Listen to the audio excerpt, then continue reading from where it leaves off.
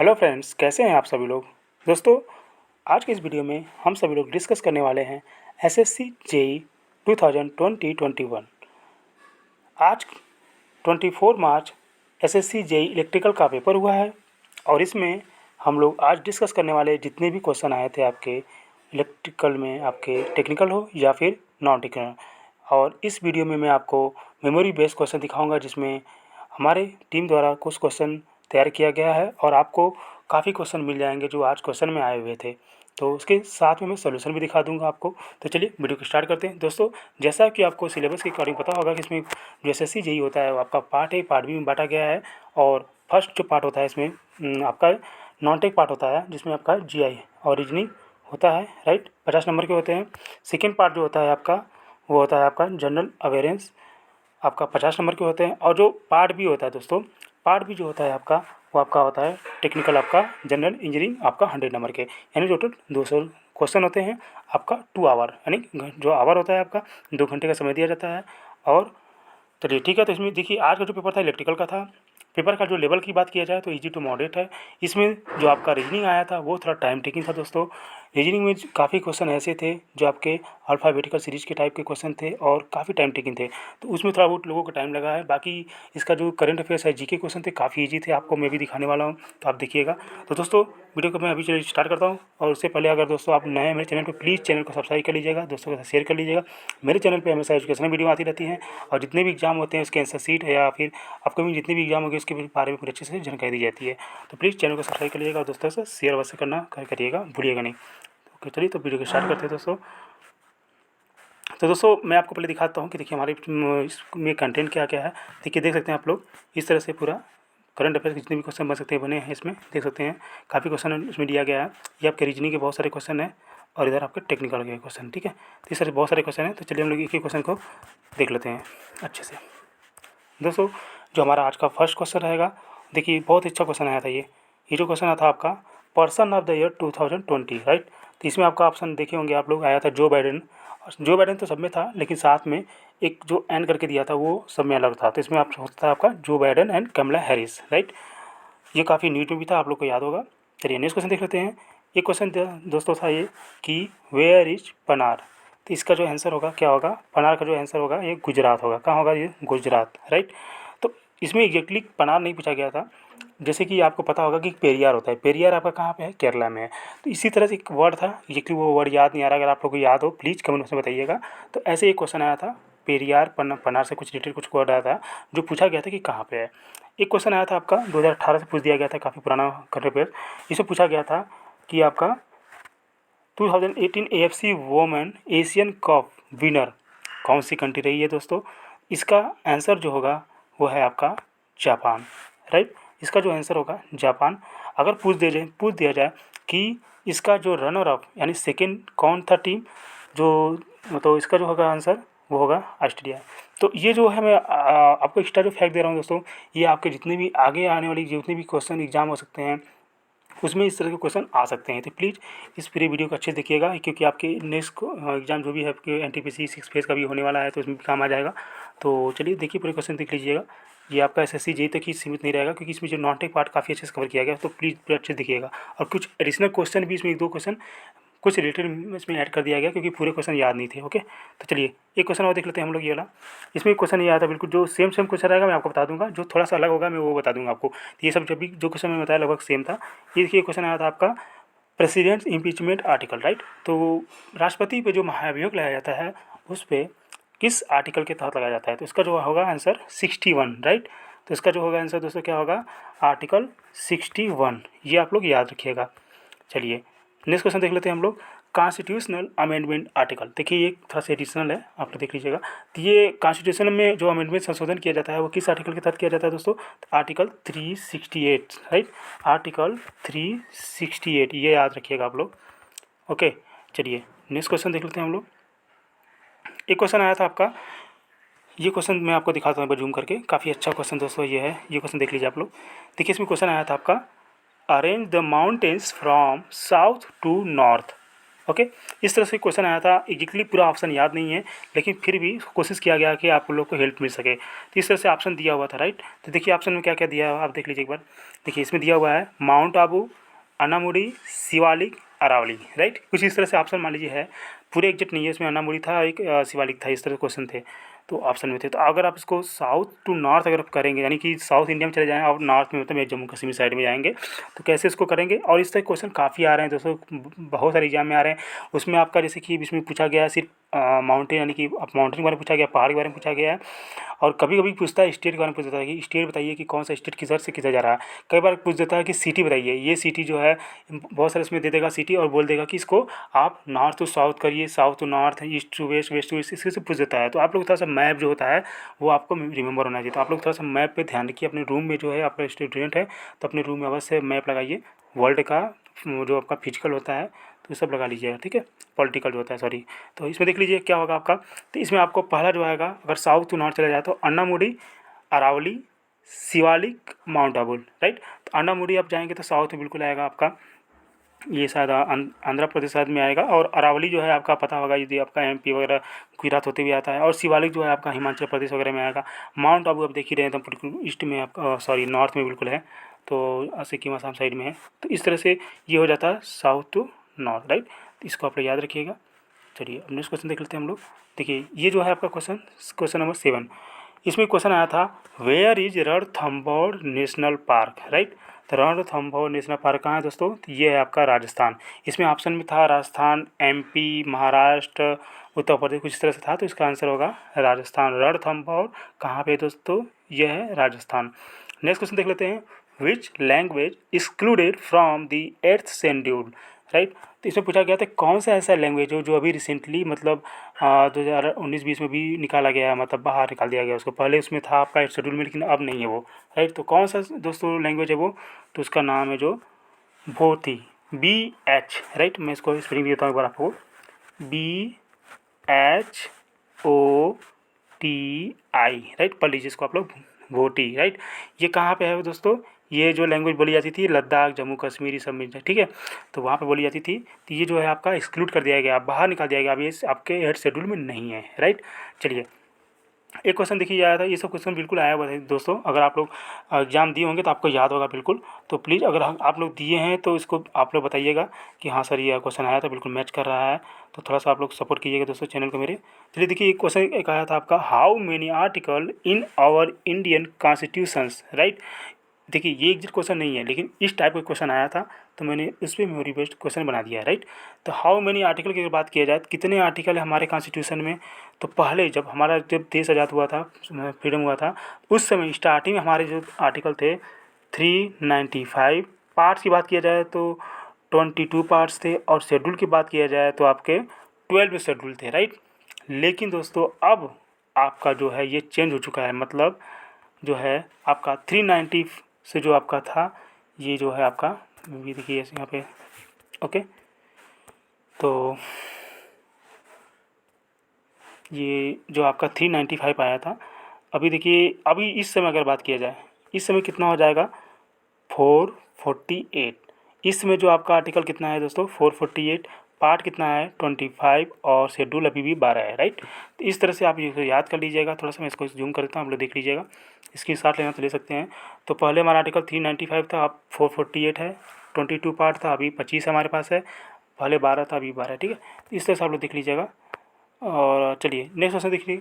एक क्वेश्चन आया था आपका, how many constituency in our constitution. देखिए थोड़ा सा एडिट क्वेश्चन है, आप देख लीजिएगा, बिल्कुल ये क्वेश्चन नहीं है। तो ये जो अगर आप पूछा जाए कि आपके हाउ मेनी कॉन्स्टिट्यूंसी, आपके देश में कितनी कॉन्स्टिट्यूंसी है, तो इसका जो आंसर होगा कितना होगा आपका दोस्तों, तो इसका जो आंसर होगा, इसका जो आंसर होगा आपका 543, ओके, 543 हो जाएगा आंसर। चलिए नेक्स्ट क्वेश्चन देखिए, which volcano is active in India. कौन सा ऐसा ज्वालामुखी है जो आपके इंडिया में अभी भी सक्रिय है, राइट। तो इसका आंसर दोस्तों जैसे कि बैरन आइलैंड, तो इसका आंसर हो जाएगा। और एक आया था उसमें 2-3 ऑप्शन था, एक सारा जो ऑप्शन था वो आपका अंडमान निकोबार का ही था। तो इसका जो आंसर होगा बैरन आइलैंड, ठीक। बैरन आइलैंड वोल्केनो, यानी बैरन वोल्केनो जो होता है ये इसका आंसर होगा कि एक्टिव है, राइट। चलिए नेक्स्ट क्वेश्चन देख लेते हैं हम लोग। देखिए हम लोग 11 क्वेश्चन कर लिए हैं, अभी 12 क्वेश्चन करने जा रहे हैं। तो ये 12th क्वेश्चन है आपका। देखिए क्वेश्चन आया था citric acid found in which vitamin. ये देखिए एग्जैक्ट क्वेश्चन नहीं है, लेकिन हाँ साइट्रिक एसिड इसमें पूछा गया था और साथ में कुछ एडिशनल 1-2 वर्ड था तो वो याद नहीं है, लेकिन हाँ साइट्रिक एसिड पूछा गया था। आपको पता होगा साइट्रिक एसिड खट्टे में पाया जाता है और ये कहाँ पाया जाएगा आपका विटामिन सी में। दोस्तों ये कहाँ होगा विटामिन सी में। ओके, अब देखिए एक क्वेश्चन आया था which disease caused lack of protein. अगर आपके पास प्रोटीन की कमी हो जाए, राइट, प्रोटीन की कमी हो जाए तो कौन सा रोग होगा आपको, तो ये बताना है आपको। तो ये होगा आपका क्वाशियोकर रोग। कौन सा होगा दोस्तों, क्वाशियोकर रोग। क्वाशियोकर,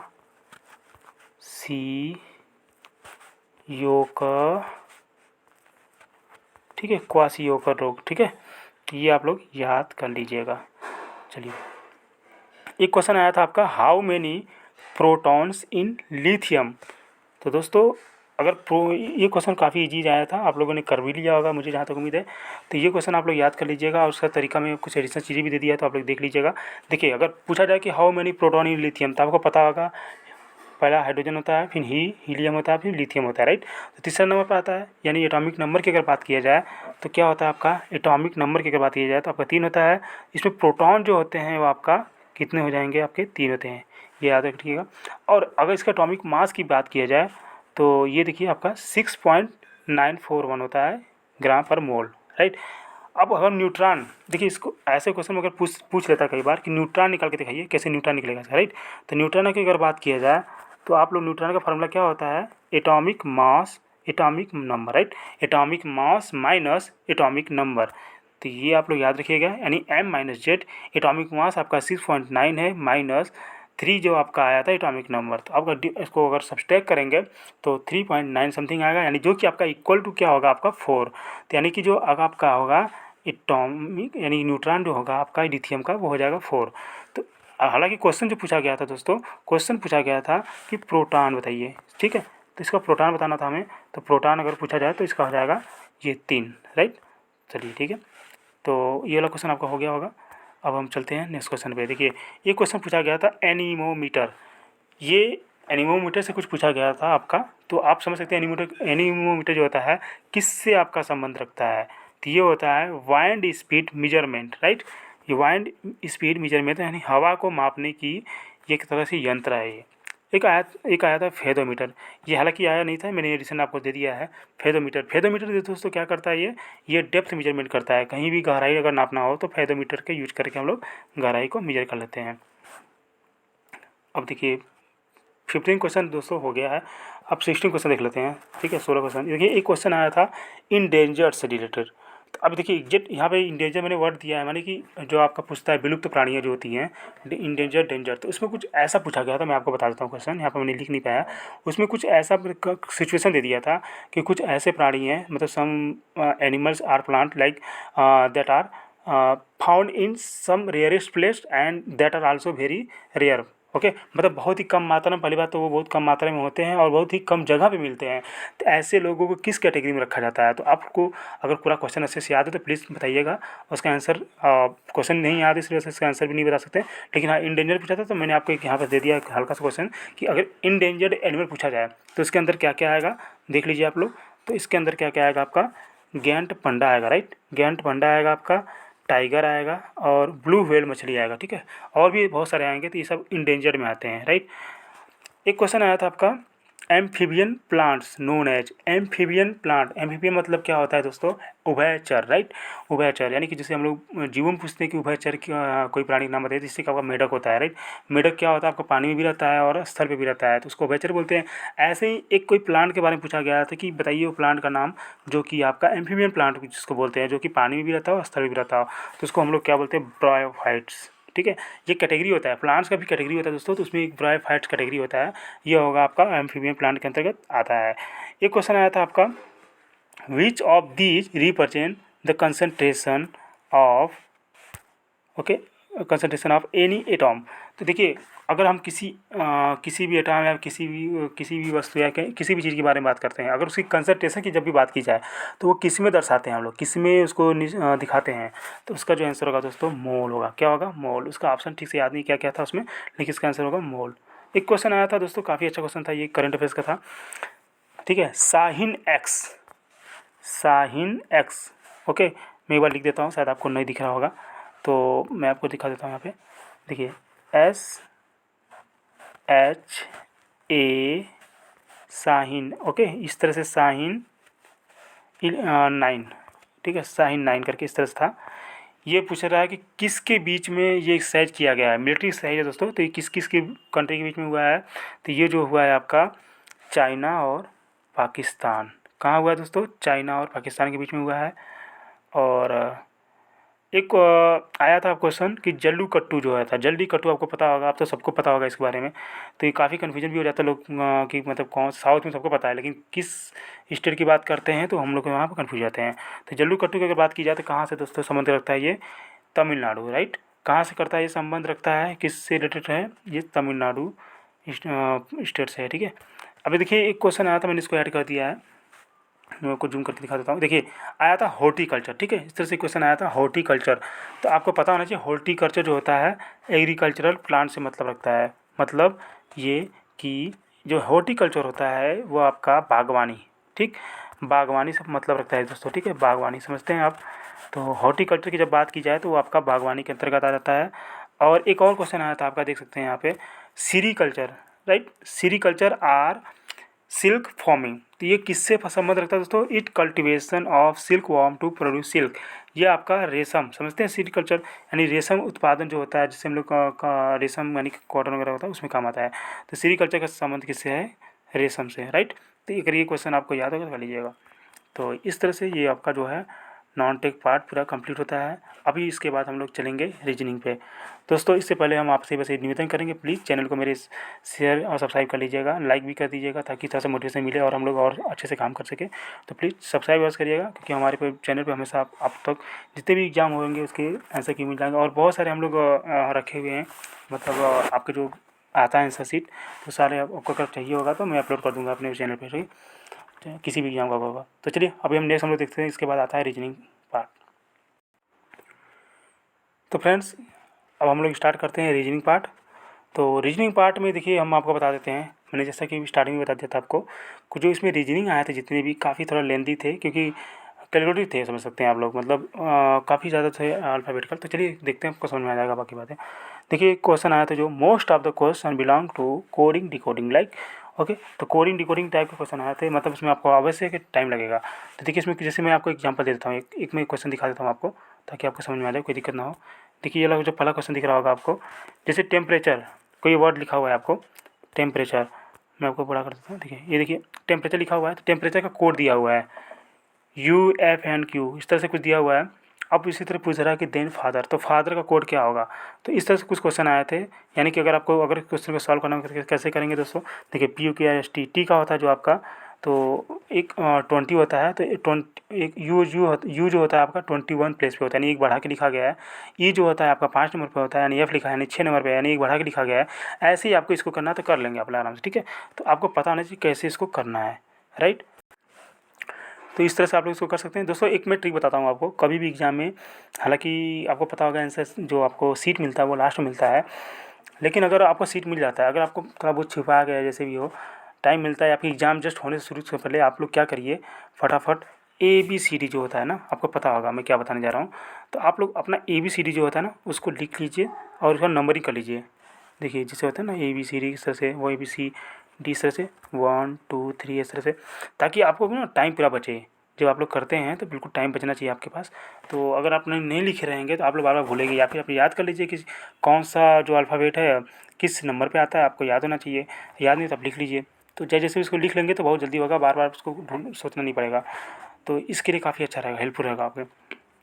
देखिए कुछ क्वेश्चन आए थे जो आपके नंबर सीरीज के आए थे, राइट। देखिए नंबर सीरीज वाले क्वेश्चन आए थे, जैसे कि मान लीजिए 1 5, आपको दिख रहा होगा 1 5 11 9, और क्वेश्चन पूछा कि नेक्स्ट क्या आएगा, यानी कि जैसे आपके अगर इन दोनों के बीच में देखा जाए तो कितना 4 का अंतर है, इन दोनों के बीच में देखा जाए 6 का आंसर है, इसके 7 का आंसर है, और इसके बाद जो होगा 8 का अंतर आएगा, यानी 8 9 और 9, ठीक है, यानी 27 27 हो जाएगा। कितना हो जाएगा दोस्तों, 27 हो जाएगा। तो यानी कि इस तरह से क्वेश्चन आए थे सीरीज के, एग्जैक्टली याद नहीं है इसका, लेकिन सीरीज के क्वेश्चन काफ़ी सारे आए थे और काफ़ी अच्छे लेवल क्वेश्चन थे। एक क्वेश्चन आया था, मैं आपको बता देता हूँ, अभी याद यहाँ पे तो है नहीं वो क्वेश्चन, लेकिन उसमें क्या दिया था, जो आपका क्वेश्चन दिया था उसमें लास्ट में जैसे कि मान लीजिए ऐसे 2 6 कुछ इस तरह से दिया हुआ था, लेकिन एक जगह ब्रैकेट करके दे दिया था, राइट। इससे फिर आगे बढ़ के फिर लास्ट में भी ब्रैकेट दे दिया था। उसमें पूछा जा रहा था कि क्या यह आपका जो ब्रैकेट वाला है ये सीरीज फॉलो करता है कि नहीं करता है। दोस्तों इसका आंसर मैं आपको बता रहा हूँ, नीदर, मतलब कोई भी इन दोनों से दोनों रॉन्ग है, राइट। क्योंकि एक जगह पर जो आएगा 15 नंबर पर आएगा, दूसरा ऐसा इसका याद नहीं आ रहा मुझे, तो दोनों रॉन्ग होगा, ठीक है, क्योंकि ये फॉलो नहीं कर रहा है। यहाँ पे आपका 15 आएगा, जो भी आपका, हालांकि वो था अल्फ़ाबेटिकल, ये रीजनिंग का क्वेश्चन है तो वो ABCD के फॉर्म में था, तो उसको जब आप कोड डिकोड करेंगे तो आपका इस तरह से नंबर में आएगा, उसके बाद कर लेंगे। तो वो दोनों रॉन्ग था, राइट। आप लोग देख लीजिएगा उसका, अगर आप किसी को पता है तो उसका क्वेश्चन लिख दीजिएगा और किसी क्वेश्चन में हम लोग ऐड कर देंगे। तो इस तरह से ये वाला हो जाता है। देखिए एक कुछ क्वेश्चन आए थे आपको आपके एनोलॉजी बेस्ड समझते हैं, मतलब जैसे सपोज दैट ये दे दिया मान लीजिए ये 4 12, राइट। इस तरह से आपका दे दिया मान लीजिए 4, इधर से 12 दे दिया है, तो पूछ रहा है कि 6 का क्या हो जाएगा बताइए। यानी कि देखिए इन दोनों के बीच में कितना हो जा रहा है अंतर, अगर इन दोनों का अंतर देखा जाए तो कितना हो जाएगा, मतलब मल्टीप्लाई कर रहे हैं 3 का, तो इसमें कितना करेंगे, इसमें 3 का करेंगे तो कितना हो जाएगा, 18 हो जाएगा आंसर। इस तरह से क्वेश्चन आए थे। क्वेश्चन जो है आपको पता होगा कि अगर जिन्होंने एग्जाम दिया उनको पता होगा, काफ़ी बड़े बड़े क्वेश्चन थे, इस वजह से याद नहीं है। चलिए ठीक है, एक क्वेश्चन देख लीजिए, ये वाला क्वेश्चन बिल्कुल आया हुआ है। एक क्वेश्चन आया था कि एस्ट्रोनॉट, ठीक है, जो एस्ट्रोनॉट होते हैं वो स्पेस से, मतलब कि स्पेलिंग बनती है, कोई दिक्कत नहीं है, थोड़ा सा स्पेलिंग मिस्टेक हो गया है। तो एस्ट्रोनॉट जो होते हैं स्पेस से रिलेटेड होते हैं, तो पूछ रहा है कि इस फाइंड द सिमिलर आइडियोलॉजी, मतलब इसी तरह से सेम कौन सा ऑप्शन मैच करता है। जैसे कि एस्ट्रोनॉट जो होते हैं स्पेस, यानी कि एस्ट्रोनॉट मतलब जो खगोल विद होते हैं आपके, वो कहाँ रहते हैं, आपका क्या करते हैं वो, या कहाँ पे काम करते हैं, तो स्पेस के लिए काम करते हैं, स्पेस में ही रहते हैं, स्पेस में ट्रेवल करते हैं, राइट। तो ऐसे ही अगर हम बात करें जैसे टीचर को होम दिया तो ये गलत हो जाएगा। इस तरह से एक ऑप्शन था आपका साइंटिस्ट लेबोरेटरी वाला, यानी कि जो साइंटिस्ट होते हैं वो लेबोरेटरी में ही रहते हैं दोस्तों, लेबोरेटरी में ही सारा काम करते हैं, तो ये वाला ऑप्शन आपका सही होगा, तो इसको आप लोग सही मारिएगा, राइट। तो इस तरह से आपका ये वाला क्वेश्चन सही होता है। और तो फ्रेंड्स नेक्स्ट क्वेश्चन देख सकते हैं हम लोग। नेक्स्ट क्वेश्चन जो दिया हुआ है आपका, if 5 May 2011 was Thursday, find 12 May 2004 was, मतलब कि 5 मई अगर 2011 को अगर बुधवार था तो, ठीक है, मतलब थर्सडे था यानी कि बृहस्पतिवार था, राइट, बृहस्पतिवार था, तो पूछा जा रहा है कि 12 मई 2004 को कौन सा दिन है। तो दोस्तों इसका बहुत इजी आप लोग निकाल सकते हैं। इसका आंसर जो है आपको दिख रहा होगा, वेडनेसडे मैंने यहाँ पर लगा दिखा दिया है। अगर आपको सोल्यूशन चाहिए तो मैं आपको बता देता हूँ।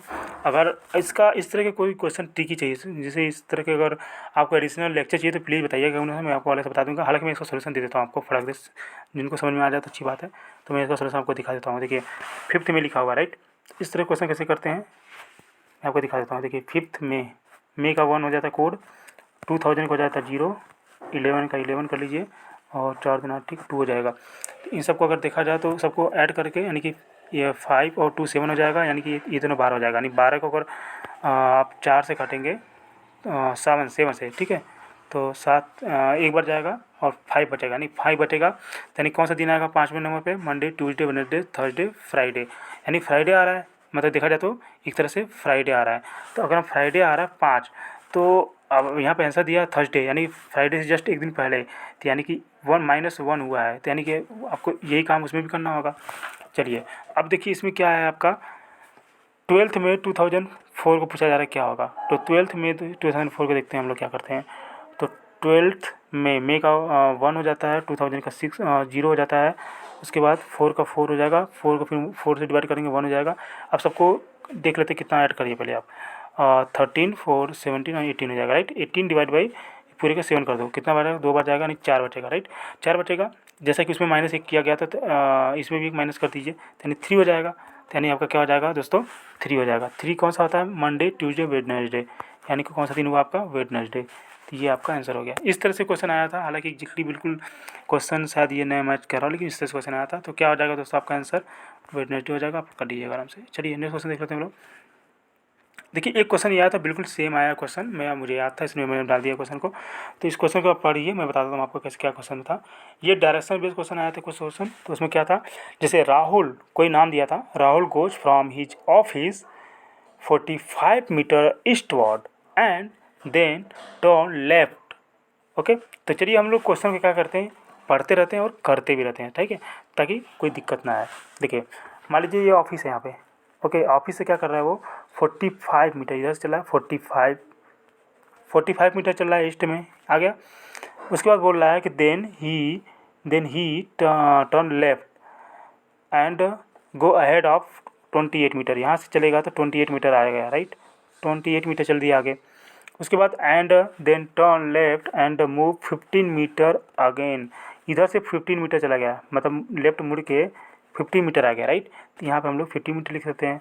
अब आगे बोल रहा है कि एंड मूव इसके बाद बोला कि राइट, इसके बाद राइट मुड़ता है यहाँ से, ऐसे राइट मुड़ता है, ऐसे राइट मुड़ता है और कितना जाता है वो, राइट मुड़ के 32 मीटर, राइट। 32 मीटर चलता है। उसके बाद वापस से बोलता है, फिर लेफ्ट मुड़ता है और कितना चलता है 20 मीटर, इधर 20 मीटर चलता है, ठीक है। 20 मीटर चलता है। तो अब पूछ रहा है कि इस ऑफिस से इसका जो है, पूछ रहा है कि कितना डिस्टेंस है इससे इससे, राइट। ये डिस्टेंस कितना होगा। तो अगर आप ध्यान से देखेंगे तो जैसे कि ये 20 इधर चला है और ये 15 और 20, ये अगर दोनों का ऐड दिखा जाए तो कितना 45 आ जाएगा, यानी कि यही वाला आ जा रहा है आंसर। यानी कि पूरा ऐसे ऐसे हॉरिजॉन्टल अगर चलेगा तो यानी कि 45 चल गया, वापस आ गया इधर। और अगर हमको डिस्टेंस ही देखना है तो क्या देखेंगे इसमें, ये देखेंगे, ये वाला 28 लिखा हुआ है जो, और इन दोनों को आपस में ऐड कर देंगे, वही आपका आंसर आएगा। जब ऐड करेंगे तो कितना आएगा आंसर, 60 हो जाएगा, 32 और 28, राइट। तो आपको बात समझ में आ गई होगी। अगर आपको समझ में नहीं आया तो प्लीज़ पॉज करके एक बार आपने से करिएगा, हो जाएगा आराम से, कोई दिक्कत नहीं। तो इसका आंसर क्या हो जाएगा दोस्तों, 60 मीटर हो जाएगा। क्या होगा, 60 मीटर, ओके। देखिए कुछ क्वेश्चन आए थे आपके सीटिंग अरेंजमेंट बेस्ड, राइट। तो सीटिंग अरेंजमेंट आप समझ रहे हैं सर्कल का था।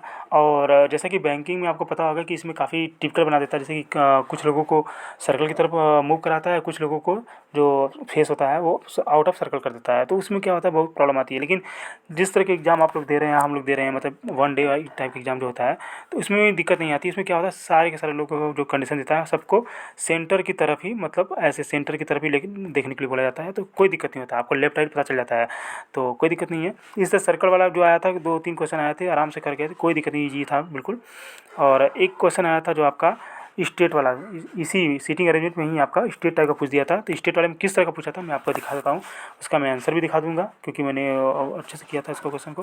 देखिए ये जो क्वेश्चन आया था, आप लोग अगर कोई अगर गलती नहीं किया हो तो आप लोग सही कर लिए होंगे, बहुत ईजी क्वेश्चन था। तो इसमें क्या दिया था कि जैसे जो भी मतलब बोला गया था रो में बैठे हैं, ठीक है। इस तरह से 3 रो दिया हुआ है और तीनों जो रो है, राइट, ये तीनों रो के जो बीच का जो स्पेस है, ये जो स्पेस दिया हुआ है इस तरह से, ये इस तरह से, ठीक है। तो इसके बीच में 5, इसके बीच में 5, यानी टोटल कितना हो जाएगा, 10 हो जाएगा। यहाँ से यहाँ तक का पूरा टोटल, यानी पूरा जो यहाँ से यहाँ तक टोटल डिस्टेंस होगा कितना हो जाएगा, 10 हो जाएगा। तो ये 10 हो गया। अब यहाँ पे क्या किया था उसने, किसी को बैठा दिया था, मान लीजिए यहाँ पे किसी को इसने बैठाया था और बोला गया था कि इसमें ठीक इसके पीछे यहाँ कोई बैठा है, और सबका जो माउथ था वो नॉर्थ की तरफ किया गया था, राइट।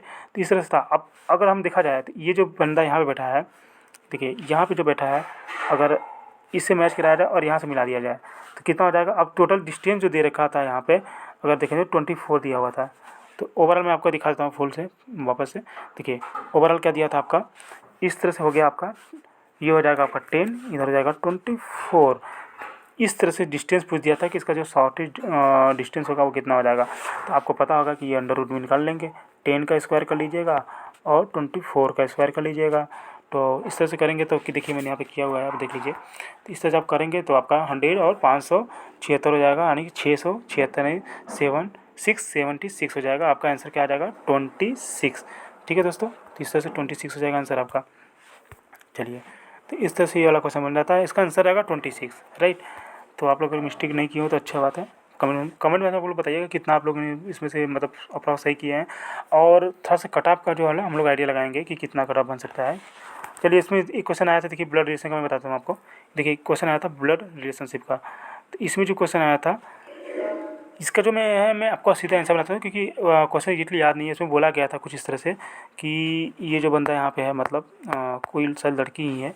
तो इस तरह पहला एक क्वेश्चन दिया था यहाँ पे, उसका यहाँ पे पिता दे दिया था, ठीक है। इस तरह से दे दिया था कि फादर है, फादर का कोई ब्रदर है, यहाँ पे ये ब्रदर दे दिया था।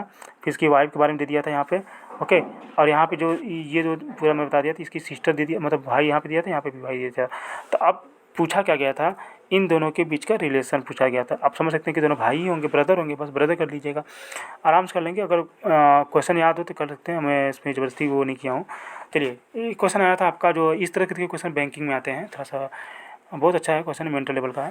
देखिए, ये क्वेश्चन आया था आपका, if A B, A plus B मतलब A plus B means A is father of B, right.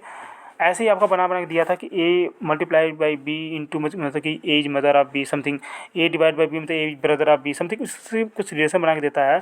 फिर फाइनली वो कुछ ऐसा रिलेशन दे देगा जैसे कि मान लीजिए P minus divide by Q plus R, इस तरह से दे दिया। फिर प्लस कुछ भी ऐसे दे सकता है। फिर पूछ देगा कि इसमें रिलेशन क्या बन रहा है, ठीक है। या फिर पूछ देगा जैसे मान लीजिए यहाँ पे एस होता है, मान लीजिए सपोज यहाँ पे एस होता है, इन दोनों का रिलेशन क्या है पूछ देता है। तो ऐसे ही बनाते क्वेश्चन पूछता है, तो आप लोग आराम से कर लेंगे, कोई दिक्कत नहीं है। ईजी था, एक क्वेश्चन हो गया था इस तरह से। एक क्वेश्चन आया था मुझे बिल्कुल एग्जैक्ट याद है, तो इसलिए मैं दे दिया आपको। और अभी मैं देखिए, क्वेश्चन था आपका एज प्रॉब्लम, राइट। एज से रिलेटेड संबंधित था आपका, आयु से संबंधित था क्वेश्चन। इसमें पूछा गया था, in a family of 14 member the average age was 30 year and a baby born in the family, so find the average age of the family after 4 year, right। तो आप समझ सकते हैं कि देखिए, इसमें क्वेश्चन पूछा गया था कि पहले जो है फैमिली में, कोई फैमिली है जिसमें 14 लोग थे, राइट। और उनका जो एवरेज होता है, जो अनुपात होता है 30 थे, यानी कि 14 फैमिली जो थे, 14 लोग जो एक फैमिली में है, उनका एवरेज एज कितना था, 30 साल था। और अब उस फैमिली में एक बच्चा पैदा हो चुका है। अब उस बच्चे के पैदा होने के 4 साल बाद, राइट, 4 साल बाद पूछा जा रहा है कि कितना उस फैमिली का एवरेज एज होगा। तो दोस्तों काफ़ी ईजी है, मैं इसको आपको बता देता हूँ, सॉल्व करके देख लीजिए। चलिए, मैं इसको सॉल्व करके आपको दिखा देता हूँ।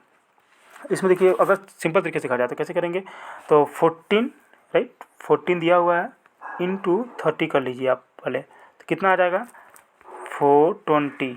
ये 420 आपका ईयर हो जा रहा है, टोटल एज हो जा रहा है आपके फैमिली का।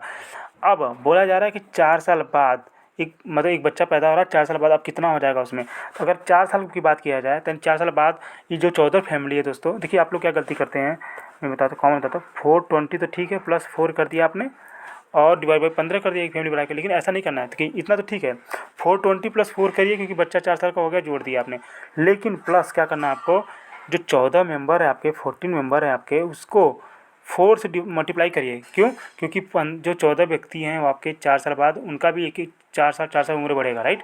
हर एक पर्सन का 4 साल उम्र जो है इसमें ऐड हो जाएगा, यानी कि 14 का जो 14 मल्टीप्लाई बाई 4 कर देंगे। अब का मल्टीप्लाई करते हैं तो हो जाता है आपका, ठीक है। तो आप इसको ऐड करेंगे जब, तो आपका 60, यानी कि टोटल हो जाएगा आपका 420 आया था, मैं बता दूँ 420 आया था, उसमें 60 जोड़ लीजिए, तो हो जाएगा आपका 480, राइट। 480 हो जा रहा है। तो अब जो 480 आया था, राइट, 480 आया था, अब जो फैमिली में कितने मेंबर हो जा रहे हैं, 14 प्लस 1 यानी कि 15, यानी कि 400 जो 80 है, यानी कि 480 जो है, डिवाइड बाई 15 कर लीजिएगा, तो आंसर आ जाएगा आपका। कितना आएगा दोस्तों, अगर इसको डिवाइड करेंगे तो आपका 32 आएगा, राइट, 32 ईयर। इस तरह से आप लोग कर लीजिएगा। और चलिए, ये तो हो गया आपका बेसिक, ठीक है, बेसिक फंडामेंटल मेथड हो गया। अगर मैं ट्रिक की बात करूं तो मैं आपको ट्रिक बता देता हूं दोस्तों। देखिए, ट्रिक क्या है, बिल्कुल बेस सिंपल करिएगा आप लोग, कुछ नहीं। कभी भी एवरेज का क्वेश्चन आता है तो आप लोग सिंपली एवरेज जो दिया रहता है वो लिखिए आप, कितना है 30, राइट, फिर प्लस करिए। अब आप ये देखना है कि कितना बड़ा है और कितना वो मतलब मेंबर हो जा रहे हैं।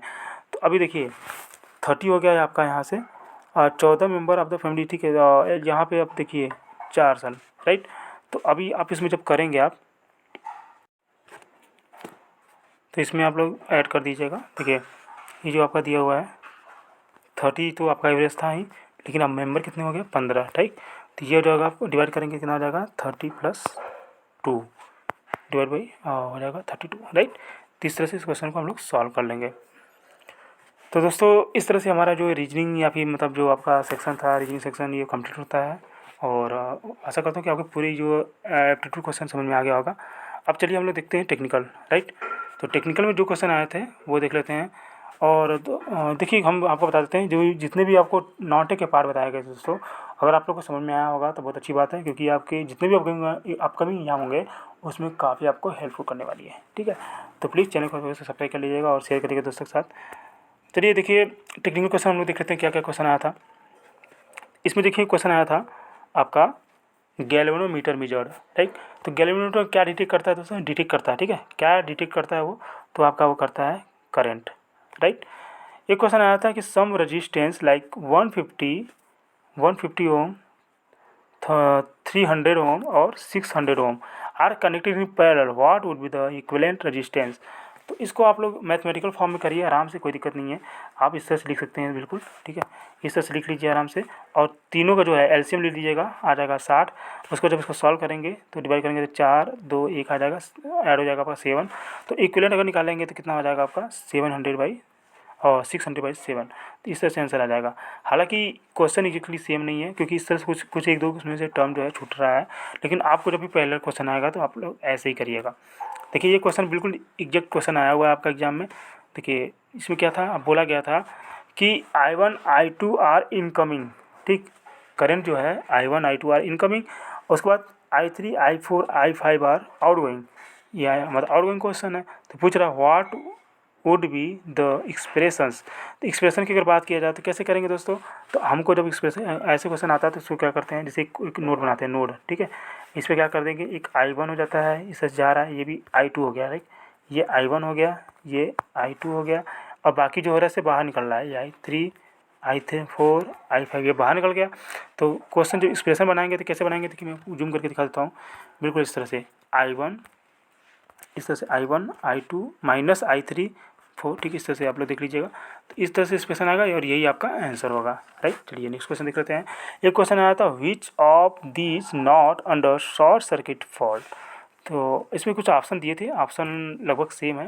देखिए क्या आया था क्वेश्चन में कि line to line fault, single line to ground और शंट कनेक्टेड फॉल्ट, कुछ इस तरह से ऑप्शन दिया था। तो आपको पता होगा जो सिंगल लाइन टू ग्राउंड होगा दोस्तों ये आपका शॉर्ट सर्किट नहीं होगा, ठीक है, इसमें वाले में तो देख लीजिएगा, बाकी तो सब वो पैरेलल कंडीशन वाला ही है। ये क्वेश्चन आया था आपका इस तरह से क्वेश्चन आया था, क्वेश्चन में जो डाटा है थोड़ा याद नहीं है, तो आप लोग देख लीजिएगा, इस तरह से क्वेश्चन दिया हुआ था, ठीक है। इसमें आपका वोल्ट मीटर और ये देख सकते हैं आप लोग रेजिस्टेंस वगैरह सब लगा देखा था, और उसमें वैल्यू पूछा गया था कि सभी का वैल्यू कितना होगा।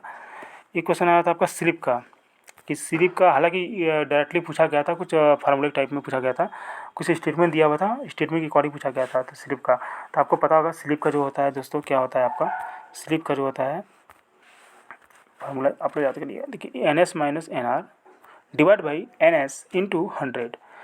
और आपको एक फुल लोड का पता होगा, ठीक है। इसमें एक स्टेटमेंट का क्वेश्चन आया था जिसमें आपका फुल लोड का पूछा गया था। तो फुल लोड वाले में क्या हो जाएगा आपका, जैसे कि F, ठीक, इस तरह से कुछ क्वेश्चन था, ठीक से याद नहीं है मुझे। तो उसमें फुल लोड का करके था, तो FL करके था, फिर नो लोड था इसमें, फिर FL आएगा, कुछ इस तरह से क्वेश्चन था। तो आप लोग देख लीजिएगा उसको। और एक क्वेश्चन आया था डैम्पर वाइंडिंग रिलेटेड, ठीक है, इस तरह का क्वेश्चन शायद आया था, देख लीजिएगा। डैम्पर वाइंडिंग पूछ रहा था कि भाई स्टेटर में लगाते हैं या फिर रोटर में कहाँ पर लगाते हैं, तो उसको देख लीजिएगा आप लोग। एक इफिशियंसी बेस्ड आया था, मतलब उसमें क्या कर दिया था कि आपका आउटपुट ऑलरेडी कुछ मतलब कुछ ऐसे से दिया हुआ था, कुछ इस तरह से दिया हुआ था आपका आउटपुट टोटल, और उसमें V का वैल्यू दिया हुआ था, I का वैल्यू दिया हुआ था। उसको पूछ रहा था कि एफिशिएंसी कितना हो जाएगा, तो आपको पता होगा जो आउटपुट दिया हुआ है उसके बाद इसके डिवाइड बाई इसको कर लेंगे, डिवाइड करके तो हो जाएगा आपका आराम से। एक क्वेश्चन आया था आपका विच of these is an integrated instrument. तो दोस्तों इंटीग्रेटेड इंस्ट्रूमेंट कौन सा है इसमें बताइए, ये क्वेश्चन काफ़ी इंपॉर्टेंट है और आपके जितने भी एग्जाम होंगे टेक्निकल उसमें आ सकता है। तो which of these is an integrated instrument, integrated instrument उसमें कौन सा है, तो इसका ammeter, voltmeter, watt meter, energy meter क्या होगा दोस्तों, तो इसका होगा जो आंसर वो होगा एनर्जी मीटर। क्या होगा दोस्तों, एनर्जी मीटर, राइट, ये एनर्जी मीटर होगा। चलिए नेक्स्ट देख लेते हैं हम लोग अब यहाँ से। एक क्वेश्चन आया था आपका 3 phase 4 wire distribution system commonly used for. तो बताइए दोस्तों इसका आंसर क्या होगा। जो हम लोग 3 फेज 4 वायर, तो हम लोग जानते हैं कि हम लोग जो घरों में हम लोग यूज करते हैं, हम लोग के घरों में जो जाता है 3 फेज 4 वायर आता है, या फिर कमर्शियल पर्पज से जो जाता है फैक्ट्री वगैरह में, वहाँ पर भी 3 फेज 4 वायर होता है। हम लोग घरों में जो आता है वो सिंगल फेज होता है, लेकिन जो फैक्ट्री वगैरह में जाता है वो 3 फेज 4 वायर जाता है। और 4 वायर मतलब कि इसमें न्यूट्रल वगैरह होता है। तो देखिए इसमें जो होता है इसका मतलब जो है, इसका आंसर जो होगा वो होगा आपका सेकेंडरी डिस्ट्रीब्यूशन। क्या होगा दोस्तों, सेकेंडरी डिस्ट्रीब्यूशन, ये याद रखिएगा, क्वेश्चन काफ़ी इंपॉर्टेंट है। एक क्वेश्चन आया था आपका in railway why we prefer DC transmission line. ये क्वेश्चन बहुत अच्छा आया था दोस्तों। तो हम लोग रेलवे में ट्रांसमिशन लाइन में डीसी क्यों यूज़ करते हैं? काफ़ी अच्छा क्वेश्चन था। इसमें बहुत सारे ऑप्शन में आपका स्टेटमेंट टाइप दिया हुआ था। तो देखिए आंसर में मैं आपको बिना टाइम वेस्ट किए मैं उसका आंसर बता देता हूँ। ठीक, इसका आंसर क्या होगा? No electrical interference, less cost, light और इफिशिएंट। ओके, इसका क्या होगा? इंटरफेरेंस नहीं होता है, मतलब डीसी अगर रहेगा तो इंटरफेरेंस नहीं होगा, और लेस कॉस्ट भी आएगा, लाइटर भी रहेगा, हल्का रहेगा मतलब, और इफिशियंसी इसकी हाई रहेगी। तो इस वजह से आपको हम लोग डीसी लगाते हैं। और आपको पता होगा, देखिए जो आपको पता होगा उसमें 25,000 केवी का लगाता है, जो उसमें जो ओवरहेड टावर होता है उसमें एक आर्नो कन्वर्टर लगता है। आपको पता है जो ट्रेन चलती है इसके ऊपर एक आर्नो कन्वर्टर होता है जो सिंगल फेज को 3 फेज में चेंज करता है। जो आपका जो ओवरहेड लाइन गया था दोस्तों, मैं आपको बताता हूँ एक बार, ये आप लोग जानना चाहिए कि इस तरह से ओवरहेड लाइन गया होता है ट्रेन का। इससे एक पेंटोग्राफ होता है जो ट्रेन का होता है, एक पेंटोग्राफ ऐसे कनेक्ट किया रहता है, राइट। तो ये जो पेंटोग्राफ करता है, क्या करता है, यहाँ से करंट को लेता है, और ये क्या करता है, यहाँ पे एक आर्नो कन्वर्टर होता है। वो आर्नो कन्वर्टर क्या करता है, ये जो लाइन गई रहती है वो सिंगल फेज होती है। क्या होती है दोस्तों? ये जो लाइन होती है पूरी सिंगल फेज होती है, राइट, सिंगल फेज होती है। तो इसको क्या करता है आर्नो कन्वर्टर? 3 फेज में चेंज करता है। ये एक एडिशनल फैक्टर दोस्तों, याद रखिएगा। चलिए, एक क्वेश्चन आया था आपका, ये तो हो गया आपका, which motor have higher power fact. देखिए इसमें पावर फैक्टर के बारे में पूछा गया था कि किस मोटर में पावर फैक्टर ज़्यादा होगा। तो ऑप्शन में आपने देखा होगा तो उसमें बहुत सारे में मतलब कुछ कुछ ऑप्शन दिया था, लेकिन एक ऑप्शन में दिया था कैपेसिटर, राइट। उसमें कैपेसिटर रन और कैपेसिटर स्टार्ट का कुछ इस तरह दिया था, यानी कि जिसमें कैपेसिटर लगा देंगे वो वैसे कि आपका लीडिंग पावर फैक्टर होगा, हायर पावर फैक्टर होगा। तो ये वाला सही हो जाएगा। एक क्वेश्चन था आपका, शेयरिंग ब्रिज मेजर फॉर। तो शेयरिंग ब्रिज दोस्तों क्या मेजर करता है? शेयरिंग ब्रिज जो होता है आपका कैपेसिटर मेजर करता है, वो भी अननोन, ठीक है, अननोन कैपेसिटर को मेजर करता है। एक क्वेश्चन था आपका, सिंक्रोनस इम्पीडेंस और सिंक्रोनस रिएक्टेंस से संबंधित कुछ था, वो भी स्टेटमेंट टाइप में था, तो इसलिए पूरा याद नहीं है। तो इस तरह से आपका पूरा हो जाता है। देखिए, तो सिंक्रोनस इम्पीडेंस की अगर बात किया जाए तो आपका ओपन सर्किट और शॉर्ट सर्किट वोल्टेज का जो रेशियो होता है वो होगा, ठीक है, ओपन सर्किट और शॉर्ट सर्किट का। देखिए इस तरह से होगा, वोल्टेज ओपन सर्किट और आपका वोल्टेज शॉर्ट सर्किट का। तो इस तरह से आप रेशियो निकाल लेंगे तो आपका हो जाएगा सिंक्रोनस इम्पीडेंस। और रिएक्टेंस की अगर बात किया जाए तो ये हो जाता है आपका combination of armature winding, leakage reactance and armature reactance, ठीक है। तो ये आपका लीकेज रिएक्टेंस और आर्मेचर रिएक्शन का कॉम्बिनेशन होता है सिंक्रोनस रिएक्टेंस। तो इस तरह से जितनी भी मेमोरी बेस्ड जितने क्वेश्चन बन सकते थे दोस्तों, मैंने पूरा अपने वीडियो पर हमने दिखा दिया है। और इसके अलावा अगर आप लोगों को कुछ क्वेश्चन अगर याद हो तो कमेंट बॉक्स में आप लोग लिख सकते हैं। अगर कुछ अच्छा लगता है तो मैं उसको अपने अगले वीडियो में ऐड कर दूँगा। तो दोस्तों चैनल पर प्लीज़ आप लोग मेरे बने रहिए, और जितने भी एजुकेशनल वीडियो बनते हैं मैं अपने चैनल के माध्यम से लाता रहता हूँ दोस्तों, ठीक है।